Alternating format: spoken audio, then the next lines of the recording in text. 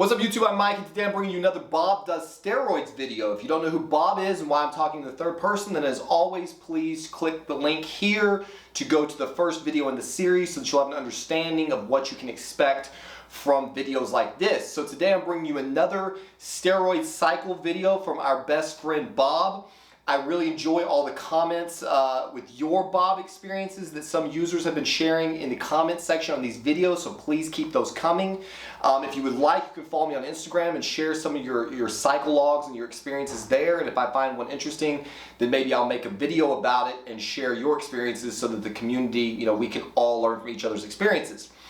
So, that being said, this cycle is going to be a bit unorthodox because Bob, one of the things he likes to do basically is just experiment with compounds. He's still learning about steroids and learning how his body interacts with them.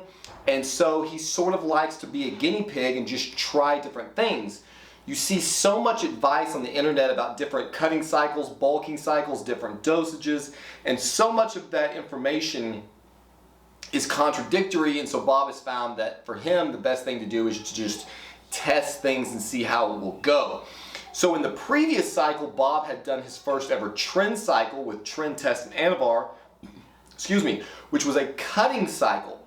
This is going to be a kind of bizarre bulking / cutting cycle, really to just use up some of the compounds that Bob had laying around from various different orders, to try to see what kind of effects he could get.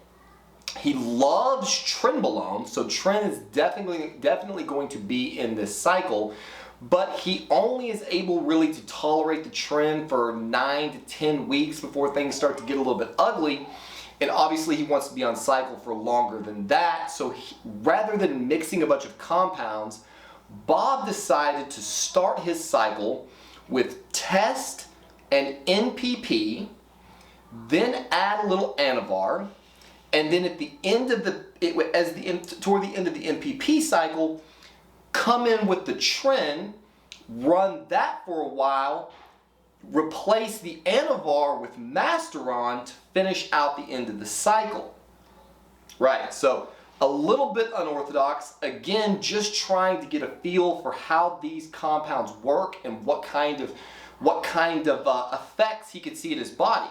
So while this is going to be a bulking cycle, this is going to be a lean bulking cycle. This is not a cycle where Bob is going to be eating in a significant calorie surplus. He's trying to stay very athletic looking and see what kind of lean muscular gains he can add to his frame coming out of the last cut. Unfortunately, I don't have as many pictures as usual. For some idiotic reason, Bob did not get a lot of early imagery, so we're going to have to patch some things together and to give you kind of a before and after look to the best of my ability. Okay, so here's the cycle we're going to be working with. Typically I would try to break this down neatly, like weeks 1 through 4, 4 through 8, etc., with the exact doses that Bob is running. But because this is sort of an experimental cycle, it's incredibly convoluted, and Bob didn't start with just standard doses of, say, like 800 test, 400 MPP. He started and tapered the doses up, which makes it kind of hard to really condense into a video.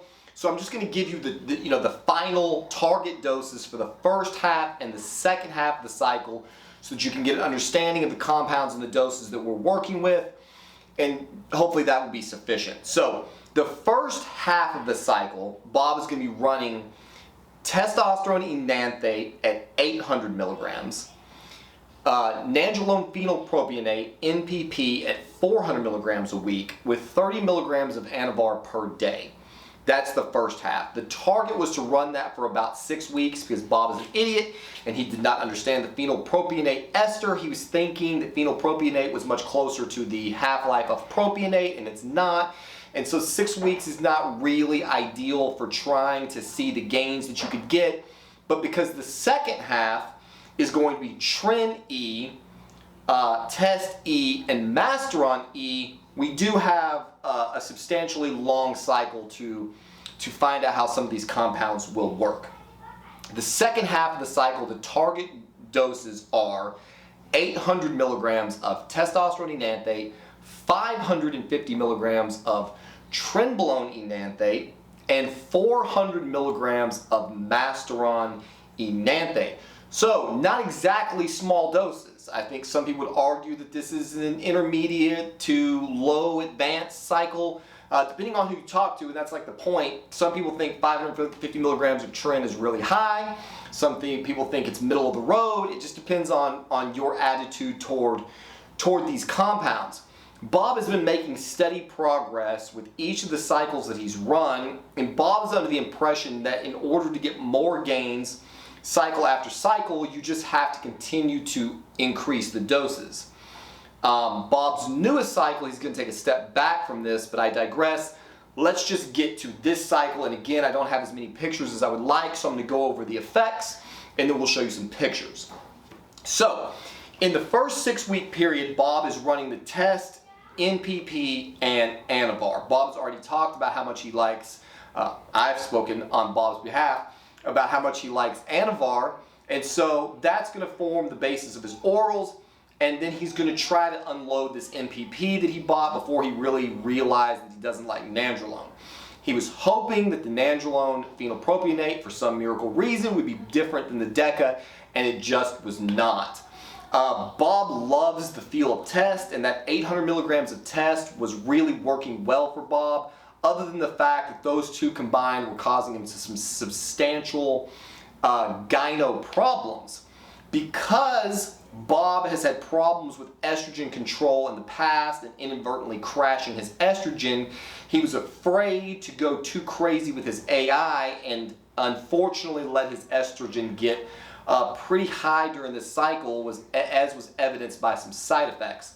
So by the 4.5-week mark, Bob is really kind of hating life. He just does not like nandrolone at all. The test and the Anavar were not enough to overcome some of the Deca-Dick-like symptoms. And really, when I say Deca-Dick, it's just, again, it's just not that rigidity that you really want, not the staying power that you would want. It just, I don't know how to really explain it for Bob. He just doesn't like nandrolone. And so he had intended to run it for 6 weeks and cut it short at 5 and started tapering off the nandrolone and tapering up the trenbolone that he loves. And so he had a total of about 8 weeks of Anavar. And so by the time the trenbolone gets to its peak dose for this cycle at 550 milligrams, again, he's still at the 800 milligrams of test and then 400 milligrams of Masteron. Bob found going toward the end of his cycle that despite the fact that he was lean bulking, Masteron and trenbolone together are just a phenomenal combination. The vascularity, the dryness was unbelievable. It just makes Bob look like his skin is like his body's shrink wrapped. The veins are ropes, incredibly paper thin skin, even eating in a surplus. Luckily, again, as I've mentioned in previous videos, Bob does not have water retention issues, even at 800 milligrams of test E, even with E2 levels that were almost certainly out of the range. Bob still did not get the Michelin Man bloat, which again, I'm sure has something to do with the Masteron and the trenbolone in the mix. Bob felt substantially better in that second half of the cycle versus the first. Once that NPP is gone and the trenbolone has replaced it, Bob is back to feeling like the man he has always wanted to be. The strength on this cycle was unfucking believable for Bob. Insane strength at that 550 milligram mark with really not much more added negative side effects. Bob handled the psychological effects of the trenbolone substantially better in his estimation this time than the first time. He had a better idea of what to expect. The night sweats, for whatever reason, were not as bad on the 550 milligram cycle than the 300 milligram cycle. And but the one thing he definitely noticed from a trenbolone perspective is at 550 milligrams, it was fucking his sleep up badly. Bob is sleeping maybe 4 to 5 hours a night, and that's with 10 milligrams of Ambien and just like fucking drinking CBD crap that somebody gave him. Like, it just doesn't matter. There was a number of mornings where Bob is laying awake, cannot get back to sleep, 5, 6 o'clock in the morning, and is just thinking about getting up and going to the gym and getting in an extra lift. Bob's working out for 2 hours a day, feeling like an absolute animal, cannot get enough, 2 hours a day, 6 days a week, absolute machine, never missing days, joints feel amazing, ligaments feel amazing, strength gains through the roof. I mean, all in all, again, Bob is just a huge fan of the trend and wants to run it forever. So the takeaway, unfortunately, as you'll see at the very end, I'm going to show you some kind of midline and then after pictures. From a cycle of this size, Bob was expecting substantially stronger gains than he got. Now, admittedly, the only building anabolics are the trend and the test. The Masteron's not going to add a lot of lean muscle. Oh, it's going to add some, but not a lot. So, comparing the much lower, like 300 to 500 milligram test, 300 milligram trend cycle to what's now almost double, Bob definitely did not see double the gains. In fact, Bob is now of the opinion that this cycle was completely unnecessarily high in the doses, that he was likely totally saturating his androgen receptors, and a lot of this compound was not even being utilized. And so in one of the videos that's going to be coming up today or tomorrow, we're going to be going into Bob's new cycle, which is going to be much more of a less is more cycle. So, like I said, Bob still loved the trend. There's no negative things to say about it other than what's come out in the video that I shot previously, the Trenbolone Love Affair video. And so, yeah, that's basically where this is. This is sort of a throwaway video. This was an experiment that Bob decided to do. The compounds are all over the place. The gains and what he got from the cycle really were not worth it for the strain that he almost certainly put on his body. I can't remember if I still have his blood work somewhere. If I can find it, I'll link it into the video. But his AST, ALT levels were substantially elevated, 2-3 times the reference range. His cholesterol was way out of whack at 280, I believe. Obviously, the good cholesterol is in the toilet, and the bad cholesterol is through the roof. And so Bob definitely had lipid problems, definitely had liver problems. Kidney function was good. So over what ended up being completely close to probably 18 weeks, when you consider all the tapering up and the tapering off, Bob gained in total about 7 pounds of contractile tissue during this cycle, give or take a pound. Bob stayed very lean, as you'll see from these pictures. And so while the gains were good, they certainly were not on par with some of the gains that he's had prior. Certainly not, in his estimation, worth the tax on his system. So it'll be interesting in the weeks to come to see what kind of gains Bob can make on his new cycle, which is going to be substantially more moderately dosed. So, that all being said, let's get to some pictures. Alright, here are some pictures to round off this sort of ridiculous video of this bizarre cycle that Bob decided to experiment with. Here in this first image, you can see this was somewhere around the midpoint, so after Bob had been using the test and the NPP. This is what his body is looking like at this point. Again, not a lot of mass is gained. One of the things that for some reason happened in this cycle is Bob finally started to grow his pecs a little bit. That's always been a weak point for Bob. He's always had very flat, not thick, heaving pecs. Always been very shoulder dominant, and so one of the advantages of this cycle is his pecs finally started catching up a little bit with his shoulders. You can't see it yet in this image. It comes on in the second half, but as you can see, Bob's lost some of the detail in his abs from the previous cut, as expected, but still very vascular, and the shoulders are nice and round and hard. Then here in the second image, you can see Bob's back, which is not a very good back double bicep, but nevertheless, back is pretty knotted up, some decent thickness back there. Then in this image, now we're partway into the second half of the trend cycle, and Bob's shoulders are looking nice and bulbously round. Some detail in the side of the shoulders there. Abs are still pretty visible, and the pecs are starting to come together. He also put on a lot of gains in his traps during this particular cycle, and about, if I can remember, a little over a quarter to a half inch on his biceps.